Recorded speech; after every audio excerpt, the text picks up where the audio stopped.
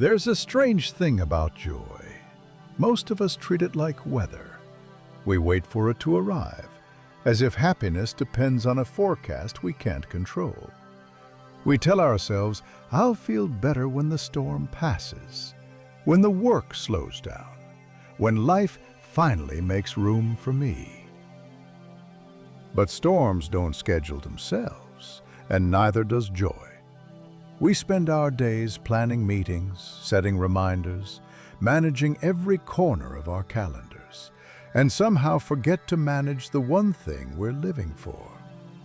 If you stay with me through this story, you'll see how a single small shift, writing joy into your schedule like any other commitment, can quietly change everything. Before we begin, take a breath. And if you want to anchor this moment, write these words somewhere just for yourself. Joy deserves a time slot. Because the truth is, you don't find happiness by chance.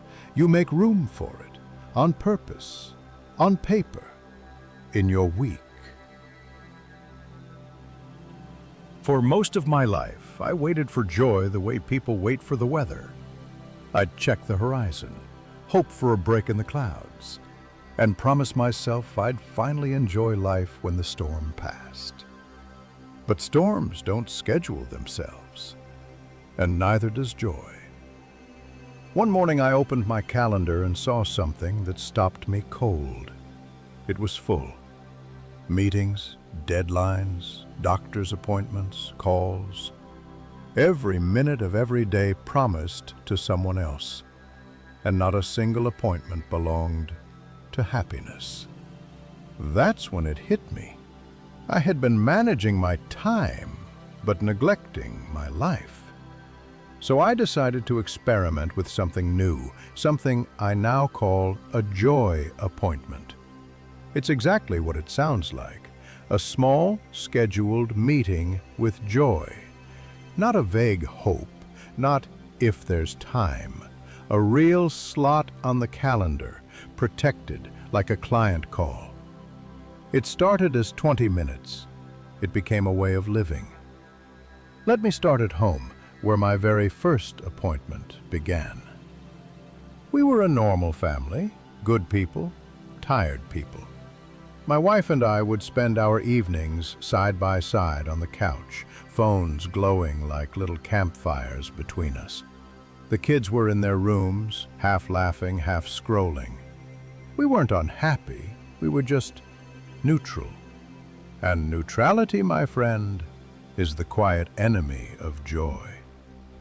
One Friday night I looked around and thought, we don't need therapy, we need energy. So I opened my calendar and wrote 3 words on the next Friday. Family joy appointment. 20 minutes, no agenda, just something that makes us smile. When the time came, nobody took it seriously. My son groaned, my daughter asked if it came with Wi-Fi, and my wife, she laughed at the whole idea. So I picked something ridiculous, a tiny plastic airplane kit that had been collecting dust for months. We sat down. I dropped half the pieces, glued my fingers together twice, and laughed harder than I had in weeks. And something beautiful happened. They joined in. Laughter spread faster than glue ever could. For 20 minutes, no one looked at a screen. We were a team again. The next week, we baked cookies. The week after that, we played a game we made up ourselves. It became our ritual, the kind that survives bad moods and busy weeks because it's already written on the calendar.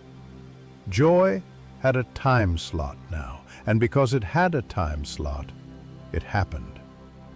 Joy doesn't compete for your time, it waits for your permission. And when I learned that, I started to wonder, what if I brought that same idea to work? Our team was talented, hardworking, and exhausted. Fridays felt like the last mile of a marathon. People smiled politely, but you could see the light fading behind those polite smiles. So one Friday, I decided to try something small, something that sounded almost silly. I said, "Before we wrap up for the week, let's do something new. Each of us will take 2 minutes to show or tell one thing that made us smile this week. It doesn't have to be work-related, just something that went right." They stared at me like I had just suggested karaoke at a board meeting. But after a long pause, someone started. "My dog learned to high-five." The room laughed. Then another voice. "I finally fixed that bug from last quarter." Applause. Another said, "My kid told me I'm her favorite person." A collective awe filled the room. 5 minutes later, the air felt lighter than it had all week. So we kept doing it. Every Friday, 5 minutes. No slides, no spreadsheets, just joy. Demonstrated, not declared. We called it Tiny Wins Demo, and something subtle began to shift. People didn't just wait for weekends to exhale. They started looking forward to Friday at 4:55. That 5-minute appointment with joy changed the tone of our Fridays and the health of our team. When you let people share their joy, they stop competing for it. But the most powerful joy appointment I ever made wasn't with my family or my team. It was with myself. I'd been telling myself for years that I'd get back to painting when things calmed down, or that I'd start reading again, or take long walks without earbuds. But calm never came, and neither did the time. Then one morning I opened my calendar again, scrolled through a week packed with obligations, and there it was, one blank square. Wednesday, 7 p.m. I typed 3 words, joy appointment, just me. I didn't know what it would be, I just knew it had to happen. That night I sat down with a cup of coffee, my old sketchbook, and the nervous feeling of doing something selfishly kind. For 40 minutes I drew, badly, beautifully, messily. And when I finished, I felt more alive than I had in months. The next week I did it again. Sometimes I drew, sometimes I played guitar, sometimes I took a slow walk around the block, looking at the lights in people's windows. It wasn't about the activity, it was about the appointment, the respect it represented. Because if you can keep a meeting with your boss, you can keep one with your soul. People often tell me, joy shouldn't be planned, it should be spontaneous. And I smile, because I used to say that too, but so should rain, and farmers still schedule irrigation. Spontaneity is wonderful, but it's unreliable. Scheduling doesn't kill joy. It keeps it alive when life gets loud. If joy is important to you, give it the same protection you give your paycheck, your health, your deadlines. Because joy, my friend, feeds all 3. Let me pause here and give you the simple practice that makes all this real. Step 1. Pick one weekly slot, 20 to 40 minutes, fixed day, fixed time. Write it down. If it's not scheduled, it's not real. Step 2. Plan one micro joy, something small, something specific. Bake cookies, call a friend, read a chapter, play a song, watch the sunset. Joy doesn't demand hours. It just asks for a start time. Step 3. Protect it for a month. No rescheduling, no guilt. Treat it like a doctor's appointment for your spirit. Do this for 4 weeks, and you'll feel the change. You won't have to chase happiness. It will have your address. You might be wondering, why does this work so well? Because our brains crave anticipation. The moment we know something good is coming, we start to feel better. That's why vacations feel good weeks before they start. The countdown is part of the joy. When joy is predictable, life stops feeling random. The calendar becomes not just a map of work, but a promise of balance. Think of your calendar as a mirror. It doesn't lie. It shows what you value. And if there's no room for joy, it's not because you don't have time. It's because you haven't given it permission yet. And there's another benefit. Scheduled joy spreads. When my family saw me keeping my own appointment, they started making theirs. My son created Lego Tuesdays. My daughter booked Baking Sundays. My wife claimed Coffee Alone Mondays. Our home went from quiet exhaustion to gentle celebration. Joy is contagious when it's visible. At work, people began blocking 5-minute tiny wins slots on their own. Some teams even added Joy Check to their sprint boards. It wasn't about productivity. It was about presence. When joy enters the schedule, cynicism leaves the room. I remember one Friday, a colleague named Hannah shared her tiny win. She said, "This week, I started running again." The room applauded.